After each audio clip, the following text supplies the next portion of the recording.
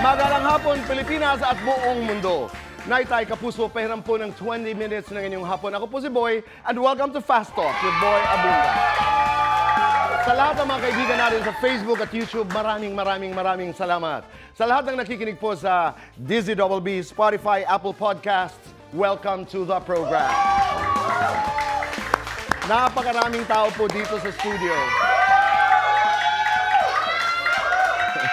Salamat. Thank you, Mr. Rams David, Attorney Ibarra. Maraming salamat.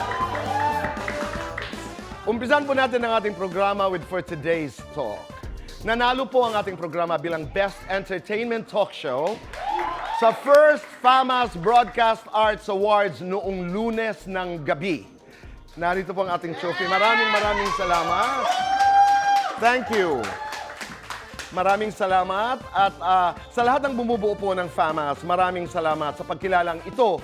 At congratulations sa inyong matagumpay na first award show na kumikilala sa mga outstanding achievements sa telebisyon, radyo at digital media. Maraming salamat. This doesn't belong to me. This belongs to all of you here. To the men and women of Fast Talk, this trophy belongs to you. Kasi kadalasan po, ang inyong nakikita lamang ay kami because we're in front of the camera. Pero napakaraming tao po behind the cameras, writers, researchers, producers. Sila po talaga ang bumubuo ng mga programang ginagawa natin. Samantala, ituloy lang natin ang balita. Naging maingay din ang First FAMAS Broadcast Awards matapos umalma ang fans ni Kim Chiu dahil nakalimutan siyang pasalamatan ng ating kaibigang Vice Ganda sa kanyang acceptance speech bilang Best Entertainment Host. Inisa-isang pasalamatan ni Vice ang kanyang mga co-hosts sa It's Showtime. Maliban kay Kim, hindi nagustuhan ni Vice ang pambabash ng ilang fans ni Kim sa ex na tinawag niya ang mga ito na katsipan entitled a toxic.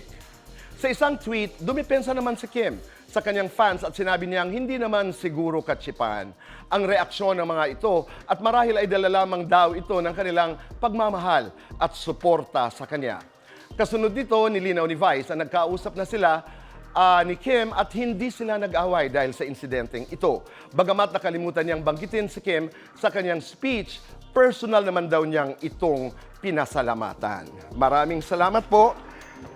Hindi tayo nagtatapos dyan dahil maya-maya lamang pag-uusapan natin ang isyong ito kasama ang ating mga guests. Sila ay magkasama po sa phenomenal GMA Afternoon Prime na abot kamay na pangarap. Muling magkasama sila ngayon sa You're My Favorite Song. Naitay kapuso, please welcome Kazel Kinuche and Wilma Dozen!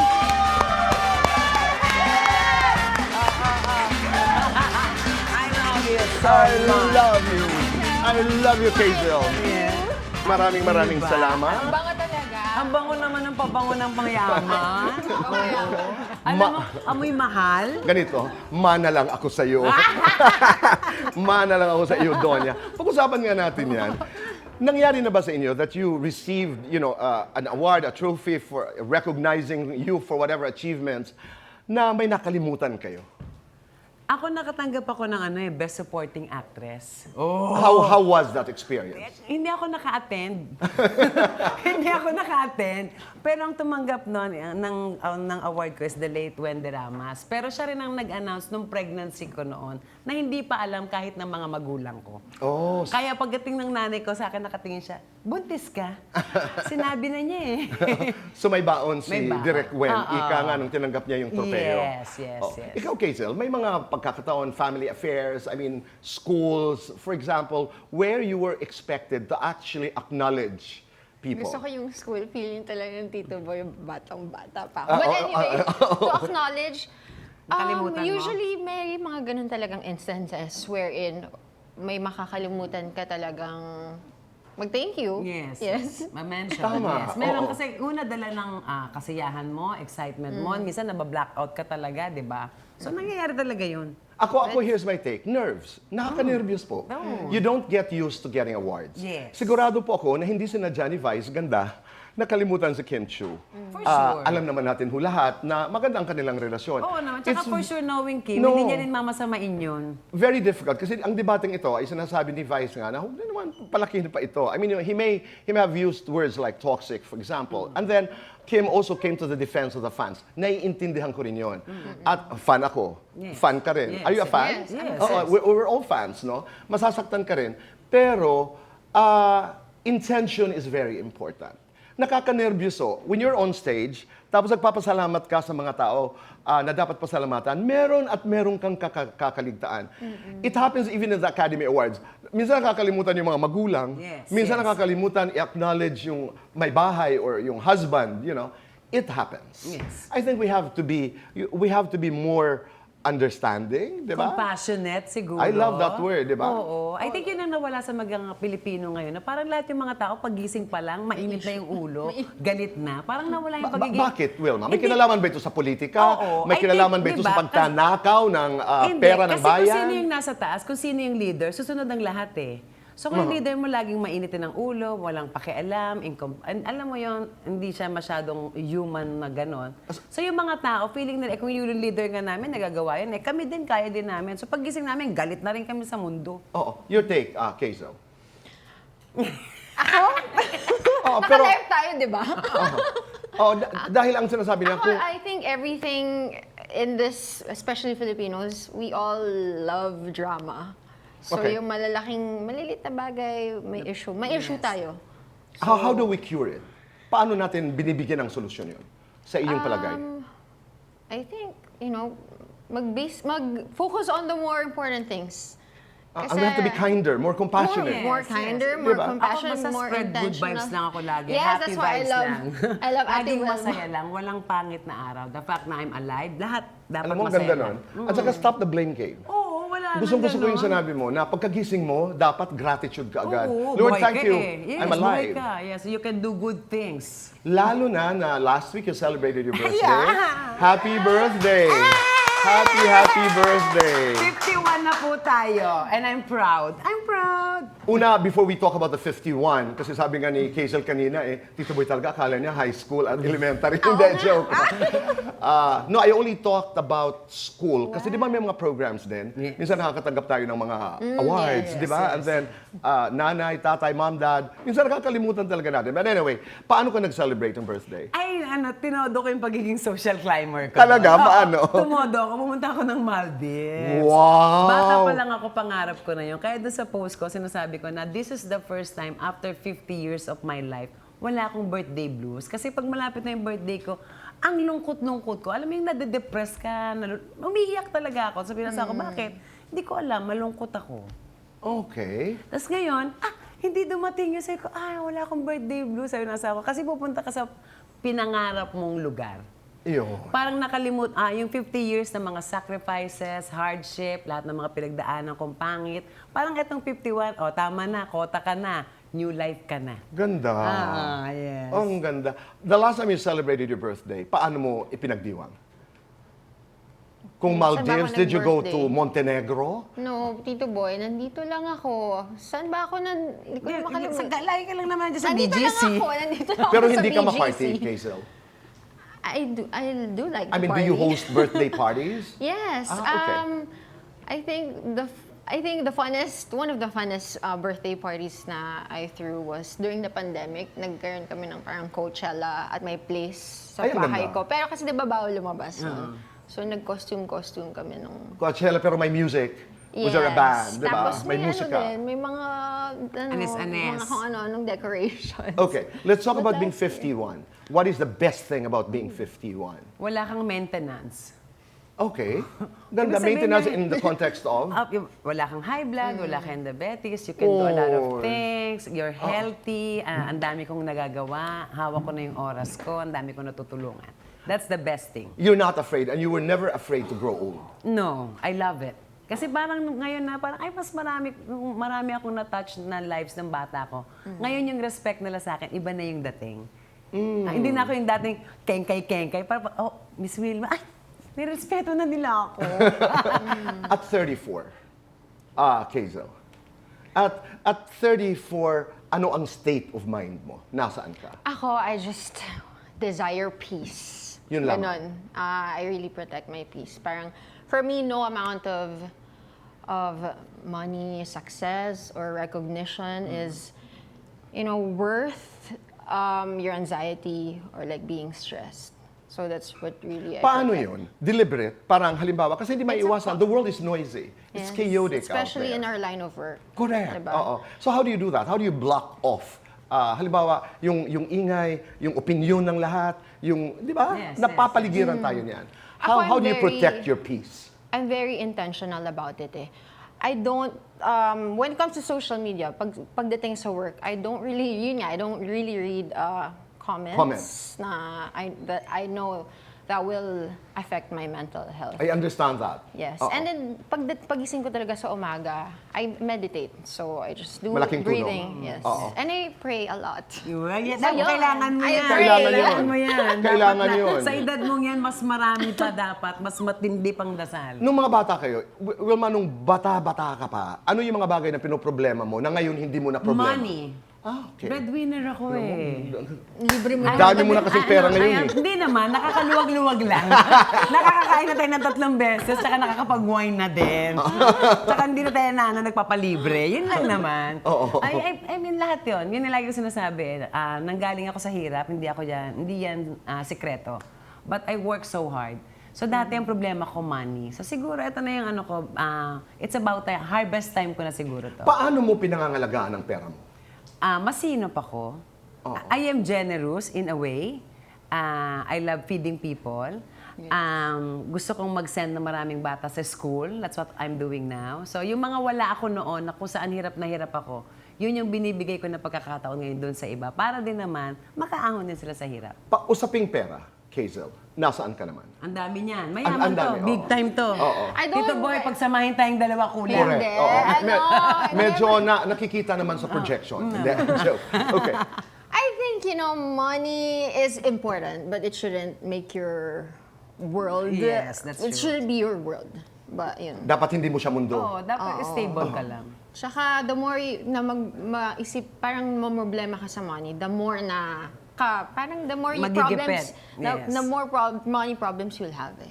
So ako parang, di ba yung ibang, kasi I know some people, they really like log yung expenses, yung ganyan, which I know dapat gano'n naman. Pero ako kasi, Hindi ka ganon? nasa-stress ako pag nakikita ko yung expenses ko.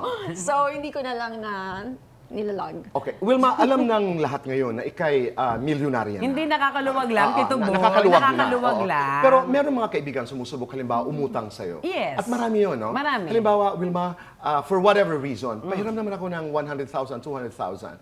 At alam mong hindi ka komportable. Paano mo anong ginagawa Ako yan mo? yung lagi ko sinasabi. Kapag sa tingin mo, yung taong kaharap mo na humihiram sa'yo ng pera, ay hindi ka nababayaran, pwede mo naman siyang hindi bigyan ng buo. Okay. Ako ang lagi kong ginagawa, kung 100,000, bibigyan kita ng kapiraso. Pero bigay ko to sa'yo. Ang mahalaga, may naibigay ako sa'yo sa oras ng pangangailangan mo. Kahit hindi mo na ibalik sa akin to. Pag sinasabi mo, Wilma, na hirap, ang pinagdaanan mo, kasi alam ko ang kwento mo rin, gaano kahirap ang hirap? Sobrang hirap. Yung nakakawala ng pag-asa. Katulad ng, I mean, mahirap. halos walang makain sa araw? Ay, hindi naman. Hindi Mahirap naman. lumaki ng hindi mo alam ang biological Parents parents mo. mo. That's Oo. the one. Yun lang lagi kong struggle nung bata ako, as in growing up. Oo. So, mahirap yun eh. For others, maybe not, the way I share the story. Pero deep inside, mahirap, Tito Boy. Kaya nga nag-give up na ako, Tito Boy. Oo. Oo, nag-give up na ako sa paghahanap ng mga aking biological parents. So, naisip ko na lang na ang story ng family namin ay nagmula kami sa patatas. Root crop na lang kaming pamilya. Kasi sabi ng anak ko, Mami, paano yun? Ako, tas kayo na agad. So gagawa tayo ng sarili nating family tree. Kasi hindi ka lamang mayaman kasi sa pera, mayaman ka sa kwento. Oo. And ang mahalaga din, you're so connected to your story. Yes. Ito kasi napaka-inspiring. Nagwawalis. Yeah, Nakita dapat ni Robbie Carmona. diba? Dapat Sinali like sa... Late ka yata dun sa isa. What was that? Sa beauty contest. Hindi. Nasali ka sa beauty contest. Body but shots. Body Yes, shots. yes, Hindi ka yes. Inspiring story. Tapos, binuli ka rin. Ang daming Kaya pinagdaanan. Like ko sinasabi, dapat lagi lang kayong maging mabuti araw-araw. Kahit yung Pag-usapan iba, natin yan. hindi. Tama. At saka again, somebody once said that, when you're going through a bad day, it's just a bad day. Yes. It's not a bad life. No. Di ba? Kazel, let's do fast. Hazel, galingan mo sumagot! Kazel, Okay. kontrabida o bida-bida? Kontrabida. Sobrang ganda, sobrang yaman. Sobrang yaman. Magmamaganda, magmamaldita. Magmamaldita. Mananabunot, mananampal. Mananampal. Your favorite song. My favorite song, We Belong Together by Mariah Carey. Your favorite actor. Wilma Dozen. Your favorite co-actor. Ay, Wilma Dozen pa din. Your favorite person. My favorite person, my lola. Nauubos ang pasensya ko kapag Kapag inuubos niyo yung pagkain ko. nauubos ang pera ko sa Sa pagkain? mabait ako kapag Mabait ako kapag may tulog ako. masaya ako kapag Kapag maganda ako. yes or no, nagka-boyfriend ng artista. No. Yes or no, Para may pag-isipin. binasted na artista. Yes? Yes or no, may nakaaway na artista. Yes.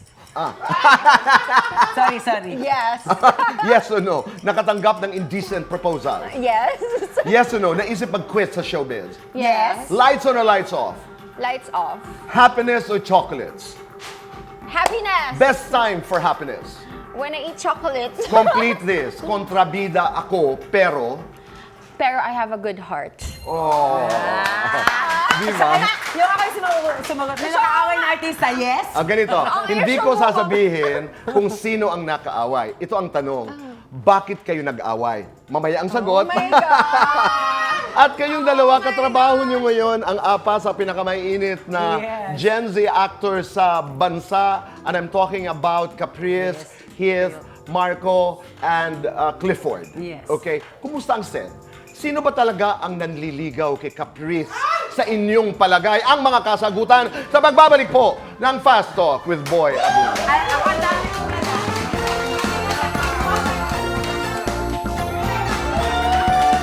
Kami nagbabalik po dito sa Fast Talk with Boy Abunda. Kazel, let's do Fast Talk. Kaysa, Wilma! Wilma! Sabi ko Wilma. na wala ka na eh. Hindi. Tatanungin mo muna siya. Hindi, ang kulay kasi ng Tapos kwento na. eh. Off-cam. Fast talk muna tayo. Medyo nawala ako doon.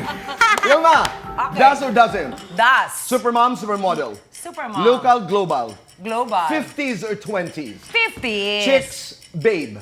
Chicks. Arte, didiskarte. Didiskarte. Negosyante, galante. Negosyante. Maraming ganda, maraming anda.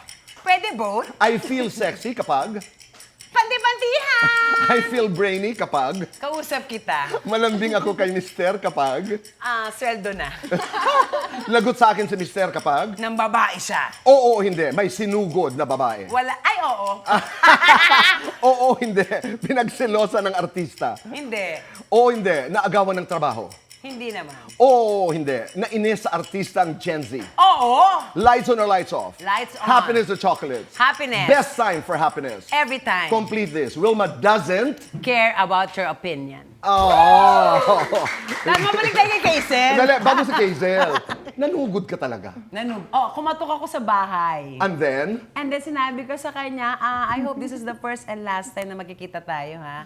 Kasi the second time, hindi mo na magugustuhan. gabayan niyo po ang inyong mga anak, medyo maselan itong aming Yes, pinag-uusapan. hindi mo na Hindi naman umabot sa physical at huminto na doon. Yes, kasi you have to fight for your man. Ang daming snatcher. Tama sila sa line. Oo, Okay. you have to fight for your man. So let's go to Kazel. Iba Yung to. aking katanungan. Wilma, sadali. Abogado ka ni Kazel. Hindi ko sasabihin kung sino ang kaaway. Ano ang pinag-awayan? Hindi natin to pwedeng pag-usapan kasi may quit claim. Pero may mga, mayroong tama di ba? Hindi pwedeng sabihin kasi baka yun, magdemanda to eh. Wala hindi man kaaway, ba't na kami? okay. Kasi Hihinto ho- nagbayad ka. Oo. Hindi ganito. Alam niyo po, ganun? ganun talaga. Kasi ito mabait to eh. Ibang klase to. Kung ako yung kaaway, baka talaga. Alam niyo po, I will stop here.